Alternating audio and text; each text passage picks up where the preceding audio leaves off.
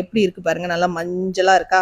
இந்த மாதிரி பளிச்சுன்னு தெரியணும். அதுக்காக தான் சொல்லிட்டு இருந்தேன். நல்லா வந்து பழுக்க தேய்க்கணும் அந்த மஞ்சள் அப்படின்னு சொல்லிட்டு. தண்ணி அதிகமா விட்டுட்டு சும்மா மஞ்சள் தண்ணியில நனைச்சு எடுத்த மாதிரி இருக்கக்கூடாது. வேறு பார்க்கும்பொழுது அந்த மஞ்சள் நல்லா தெரியணும் அந்த வேர்ல.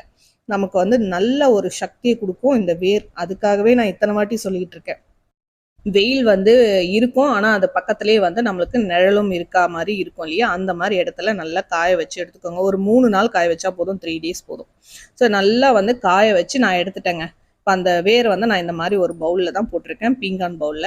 ஸோ முதல்ல வந்து நான் முறத்துல தான் காய வச்சிருந்தேன். இப்ப நான் வீடியோக்காக இந்த பவுல்ல போட்டு எடுத்துட்டு வந்துட்டேன்.